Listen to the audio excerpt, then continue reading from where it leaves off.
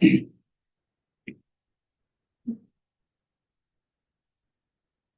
blessed day to one and all people of God. And I know that it seems that almost we have this December again. And thank God that we survived and we will be surviving another year, especially this year, 2024. And again, as we take a look in this passage, we will start from the book of Psalm chapter 26, verse 7, and Psalm chapter 122, verse 1. And I will be reading these verses. Psalm chapter 26, verse 7, it says, that I may publish with thee voice of thanksgiving, and tell of all that thy wondrous works. In Psalms 122, verse 1, it says, I was glad when they said unto me, let us go into the house of the Lord. Shall we pray? Heavenly Father, we thank you, Lord, for this day again. I know that this is a very special day because it is Sunday. And likewise, oh God, we would like to thank you for what you have done into our lives. Bless this message that we have this day and speak unto us in a very special way that we may remember and think about your goodness into our lives. This is our prayer in Christ's name. Amen. The title of this message is God can make a way where there seems no way. Ang ganda po. Dahil dito po ipinapakita sa atin ang kahulugan ng kapangyarihan at kabaitan ng Diyos para sa bawat isa. Take note. He will not make a way to you. God will not make a way to you that takes you away from Him. Hindi po magbibigay ang Diyos, hindi po pahintulutan ng Diyos na ikaw ay bibigyan niya na isang bagay, isang plano niya sa iyo kung alam niya na ito'y maglalayo lang ang puso mo sa Kanya. So, think about that, people of God. We serve a God who make a way where there seems no way. He is an awesome God. And there is nothing impossible for Him. Everything is possible for God. Again, I would like to repeat. He will not make a way for you that takes you outside His way. Very simple. So, beloved brethren, as I observe that many people today came to God or come to God expecting God to clear up or to clean up the mess in their life. Where in fact, that mess in their life had been created by the failure to follow the plan and purpose of God in their lives. We come to God, we approach God, and we seek God, expecting Him to just clean up the mess in our lives. Sabi ko nga, ang Panginoon napagaganda po ng kanyang ginagawa. Well, it seems that we lay everything in the hands of God. But what matters most is that we don't know how to thank God. Pag ibinigay na sa Diyos sa atin, hindi natin naalala ang sinasabi po natin na pagpapasalamat sa Diyos. Kadahilanan na ito pong ginagawa ng Diyos sa atin ay nakikita po natin na ipagkakaloob sa atin. Lalo na po ko ito ay hiningi po natin sa Kanya. And so, again and again, when God can make a way where there seems no way, He will not make a way for you that takes you away from Him. So, ano po gagawin natin? Number one, we thank God for our salvation.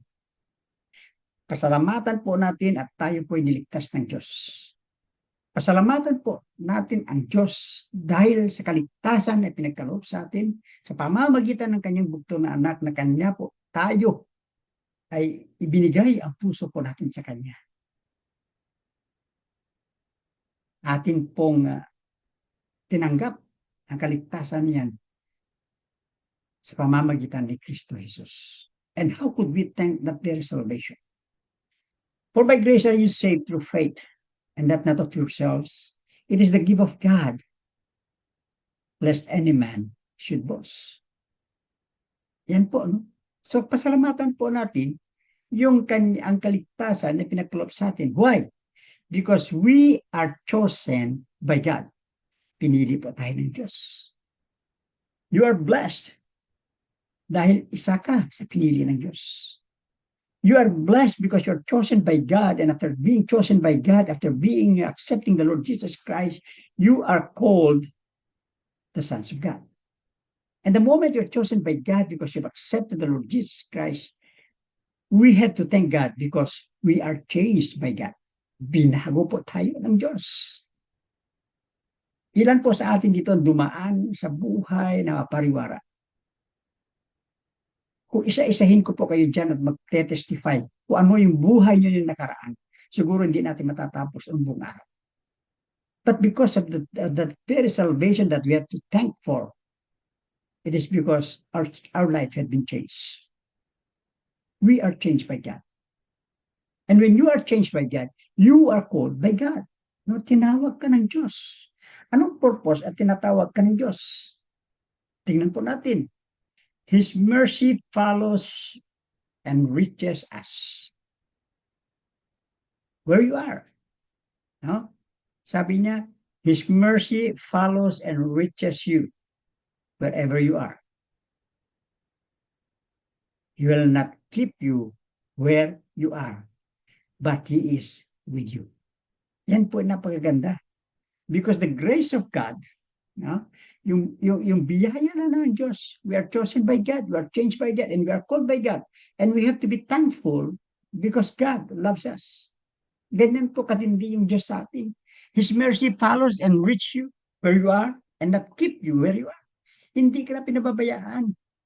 Yung pagkamaawain ng Diyos sa atin, ay nakita niya kung ano ibibigay sa atin. Kaya nga binigay sa atin ang bugtong na anak. Hindi niya tayo pinababayaan kung saan tayo nasadlak, kung saan tayo nadapa. Hindi po tayo pinababayaan ng Diyos doon. Tayo ay kanyang tinulungan. Tayo ay kanyang binigyan ng lakas muli upang tayo ay bumangon at sabihin sa kanya, ikaw lang Diyos ang aking kailangan. And we have to thank for the very salvation that God had given to us. Yan po, mga kapatid. And another one, because His ways are always higher than our ways. And that God can make a way where there seems no way for us. We have to thank God for our sanctuary. Alam po ninyo, nakakalungkot man, sabihin ito, napakarami po ng mga simbahan ngayon. But look at them. There are churches na napakarami po ng attendance. There are churches na punong-puno ng mga tao. There are churches that few people come in. Few Christians are there inside the church. Kung tatanungin ko kayo, anong gusto niyo tingnan sa dalawang church na yan? O sa dalawang sanctuary na sinatawag? Siyempre, doon ka sa napakarami. Ayaw mo sa napakaliit. But I tell you the very question.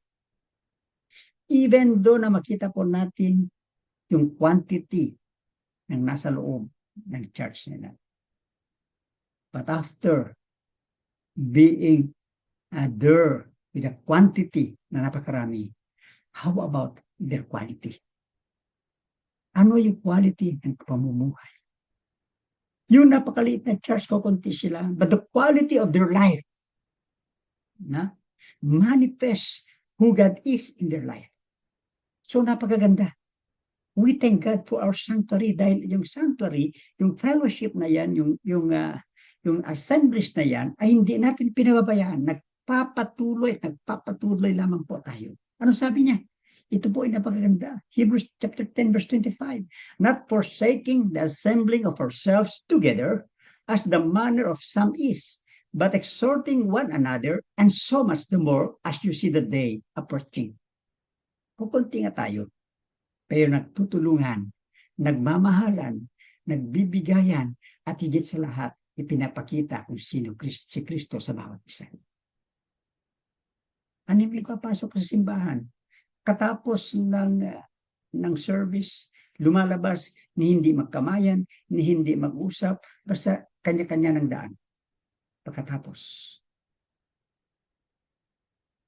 But I tell you, not forsaking the assembling of ourselves together, as the manner of some is, but exhorting one another, and so much the more as you see the day approaching.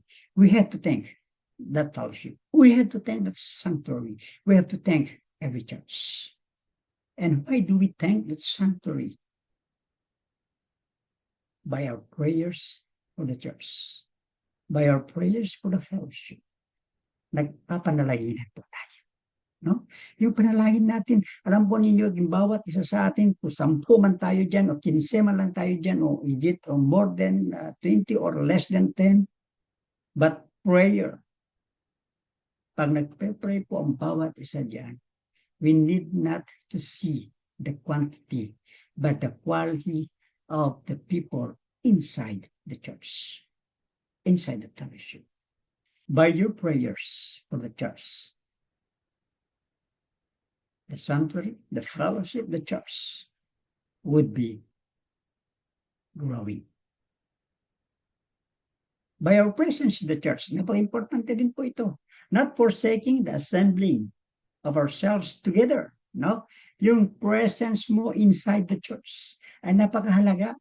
Alam mo yung pagpasok mo sa door of the church, the door of the fellowship, the door of the building, nagbibigay na yan kaagad ng yung sinasabi po natin na encouragement, challenge sa bawat isa. Ay, dito si Kapit, maraming salamat, may makakasama naman kami. You know what? Your presence in the church had a big role in the eyes of others. So, yan ay kailangan natin. Pasalamatan natin sa tuwing linggo, nakakapunta tayo dyan, nakakatalo tayo.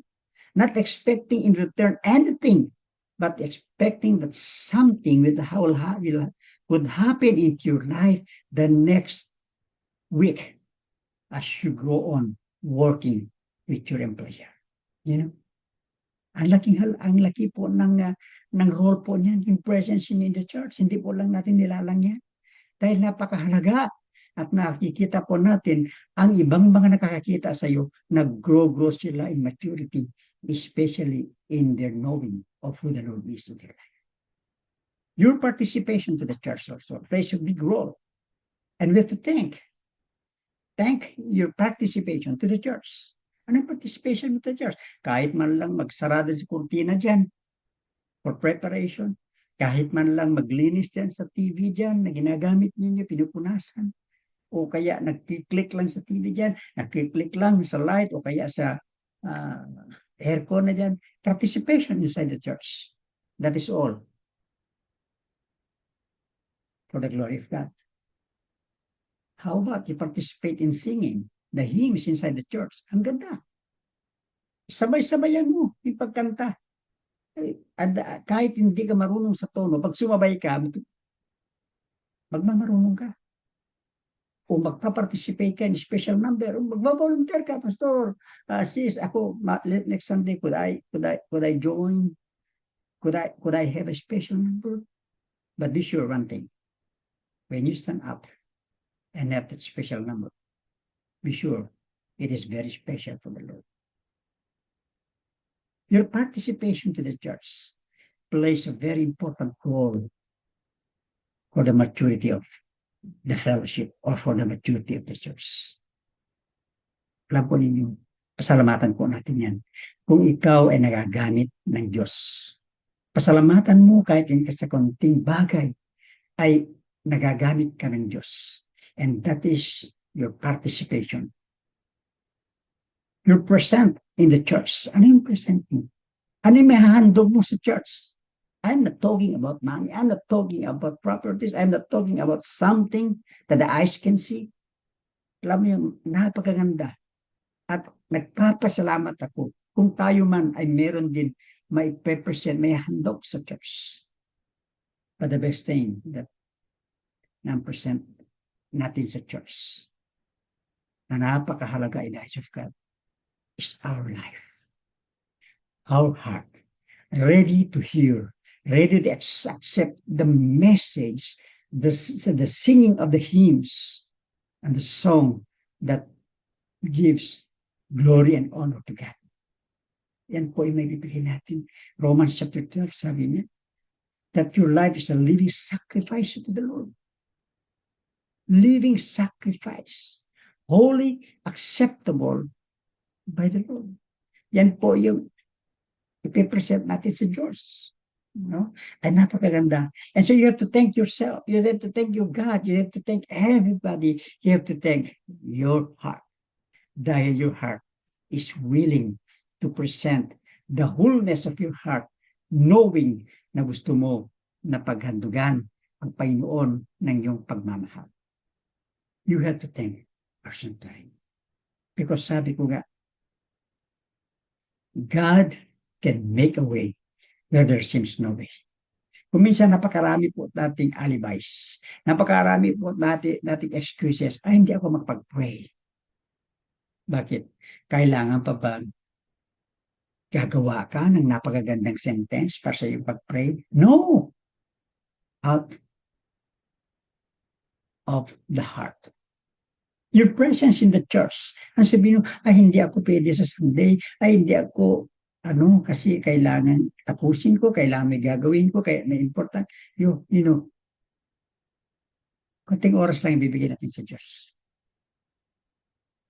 God can always make a way when in your eyes there seems no way. Your participation to the church, ay hindi ako pwede. Mahina ako dyan. No! Your willingness and your submissiveness is very much important. You're present in the church. Ano nagbigay mo? Ay, kasi ganito, pasensya na lang, no? Minsan kadalasan ang dami natin pasensya. Kailan kaya mauubos yung pasensya natin? O baka mauubos ang pasensya ng Diyos sa'yo. Sabi na niya, God can make a way where there seems no way. Pag ginawa po ng Diyos, pinalano ng Diyos yan, hindi nagbibigay ang Diyos sa iyo ng plano na alam niya na ikakasama mo. Na alam niya na ikaw ay lalayo sa Kanya. The moment God had a plan for you. And God Himself, would and make you succeed with your plans. Be sure, don't get away from the hands of God. Pag binigyan ka ng Diyos ng blessing, huwag kang lalayo sa Diyos. Mas lalo mo pong hihigpitan ang pagmamahal mo, ang pagyakap mo sa ating Diyos. You have to thank the fellowship. Because out of the fellowship, you grow, you become mature, and you fully understood who Christ is in your life. So we thank God for our sanctuary. Next. Because His grace, the amazing grace of God, can locate you and not to leave you where you are. Yan po ay napakaganda. Ang biyaya ng Diyos ay makikita ka niya. At ang biyaya ng Diyos ay laging nakatutok sa iyo. Nasaan ka man, ang biyaya ng Diyos nandiyan. Hindi kanya lilihisan ng daan. Ang Panginoon, lagi kanyang gustong kasama. It's about time for us. It's about time for us to take note that in every time, alam po natin ang Diyos, bakit ganito ang Diyos sa atin? Bakit ang Diyos sa akin parang lumalayo siya? Take note. Meron ka mang karamdaman, meron ka mang mga kabigatan sa iyong buhay. Alam ko, bawat sa atin ay may kabigatan na ating pinagdadaanan. Take note. This is how God, the grace of God, would do unto us. He break your chains to free you to change. No? He break your chains to free you to change. Babasakin ng Panginoon yung nakalagay sa iyo na iyan po ay nag-hold sa iyo para ikaw ay magbago. That is how God. Be connected. No? Kaya kailangan po natin, we have to thank God for His sanctuary. Dahil dyan ay tumutubo pa tayo. And we thank God for service to Him. Sabi po niya in 1 Timothy chapter 1 verse 12, and I thank Christ Jesus our Lord, who had enabled me, for that He counted me faithful, putting me into the ministry. Not only for the pastors, but that's fellowship is the ministry of God. Pasalamat ka. Kaya binigyan ka ng kalakasan. Pasalamat ka. Ikaw isang binilang ka rin na isang faithful na laging nandiriyan tuwing linggo. So be always connected by the chain breaker of your life. And that is the Lord Jesus Christ. Paano natin mapasalamatan ng Diyos? Sa ating paglilingkod sa Kanya. Serving the Lord is a great purpose for us. May nakalaan po na napakaganda po ang Diyos na gagawin sa atin. That great purpose as you serve the Lord, someday, malalaman mo. Maybe not of this moment, maybe not of this week or this month, but someday you will realize because of your service to the Lord, yung paglilingkod mo sa Diyos, na nandiriyan ka lagi at sumusuporta sa gawain, sa pagmamahal mo sa Diyos. Ang hinaharap mo, meron na pong nakalaan ng Panginoon para sa iyo. There is a great purpose, knowing not what is that purpose. God only knows that purpose. Just continue to serve the Lord. And that great purpose is that you love God. You want to embrace God in your life. And serving the Lord is a great privilege in your life. Alam mo, hindi lahat ng tao nakapaglilingkod sa Diyos. Maybe some are just for themselves, sa kanila siguro paglilingkod na. Pag tumawag sila sa Panginoon. No. You are just begging before God. You are just appealing before God. But the real service that we offer to God is a great privilege. Anong service na may offer mo sa Panginoon? Yung pagtayo mo siguro dyan. At nakisama ka sa pagbabasa ng salita ng Diyos is a great privilege for us. Yung pagkanta mo, nanantil yan. You're serving the Lord with a great privilege because you have been chosen, you have been called for a service for God. It's a great privilege for us. Ang napaganda. Bakit great privilege in serving the Lord? Sunday ngayon, andyan ka nagsiserve sa Panginoon. Na hindi mo ba alam na ikaw ay well protected because you are there? You are well maintained by God in your physical aspects of your life.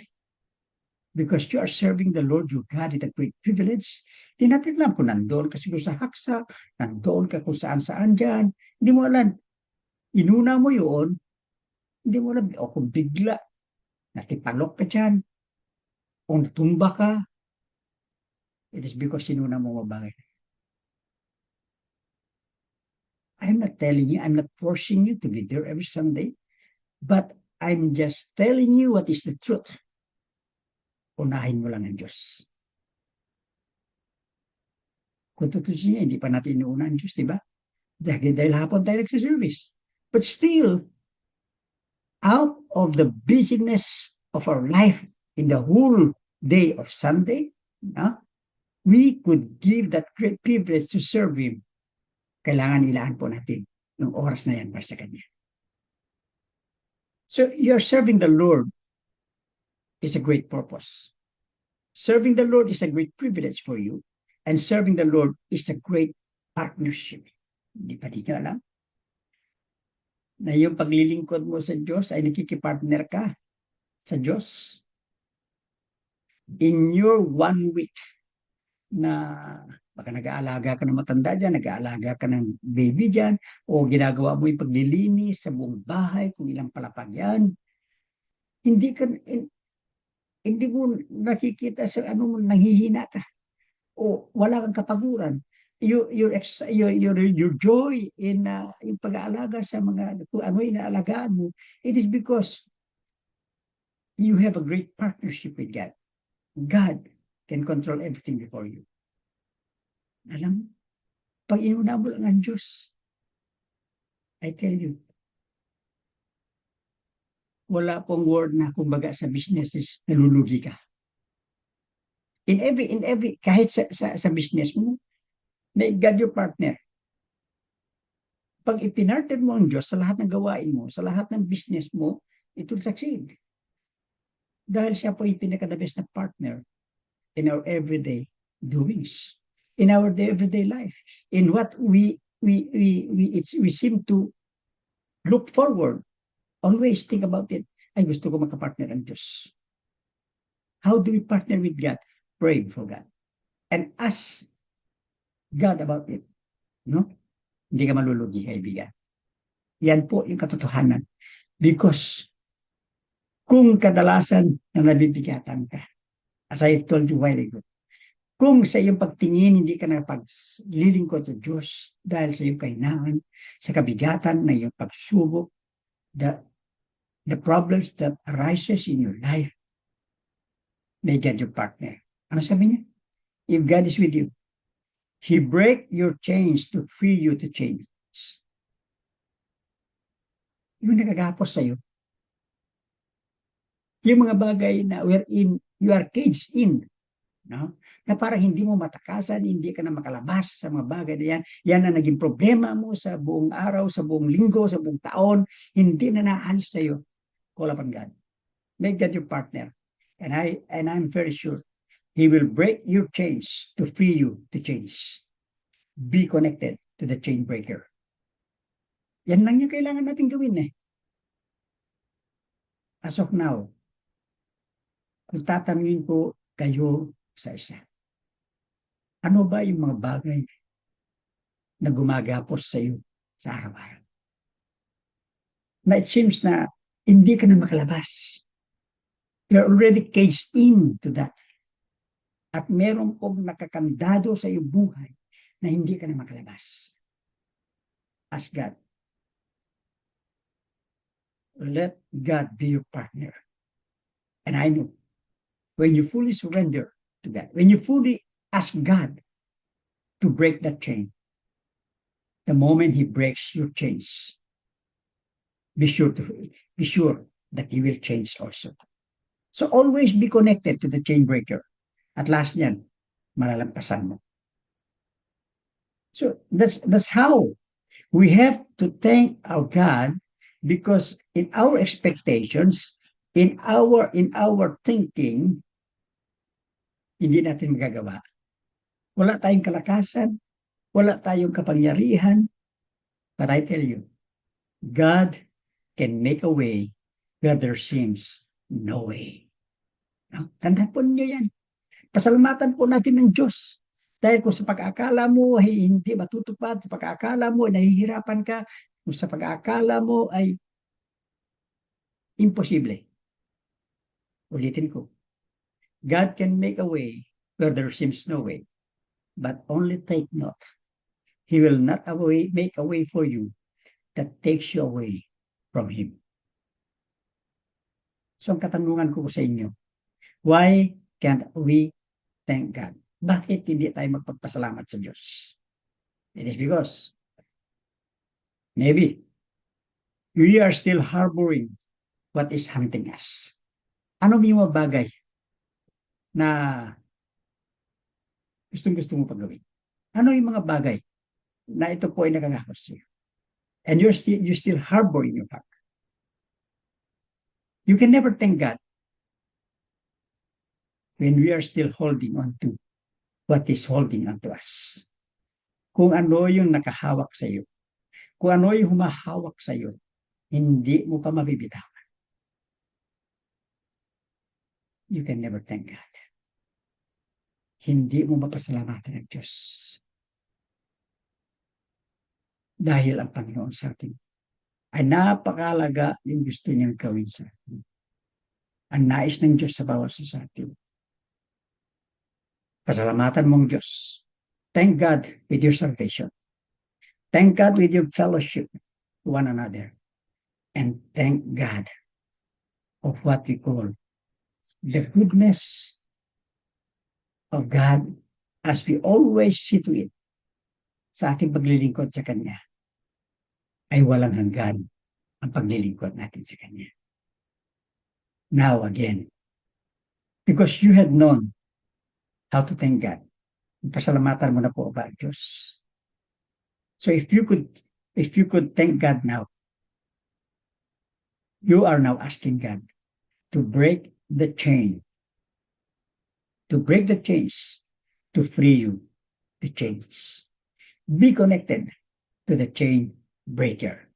And that chain breaker is none other else than the Lord Jesus Christ Himself. Magandang hapon po sa bawat isa. And may God bless each one of you as we wrap up with this message today. Shall we pray? Heavenly Father, we thank you, Lord, for your goodness upon us. Na sa aming buhay, pag-akala po namin ay wala ng paraan. Nandiriyan at binibigyan mo lagi kami ng paraan na sa aming pagtingin, sa aming pag-aakala, ay napaka-imposible. Patay no, Lord. And we know for sure, O God, na kung kami ay pinapahalagan mo at binigyan mo kami ng pagkakataon at pinagkatiwala mo po sa amin, Panginoon, ang mga bagay o kung anuman na plano sa buhay, alam po namin, ang mga plano nito ay hindi maghihiwalay sa pagmamahal namin sa iyo. Maraming salamat po sa buong araw nito. Pagpalain mo po ang fellowship na ito sa Macau. Palain mo ang bawat isa. At laging nga nandiriyan ang mag-asawa na si Ma'am Eva at saka si Sir June, kanyang pagbuong pamilya. Ang mga nandiriyan na magkasama po namin sa fellowship na yan. Aking pong panapanalangin.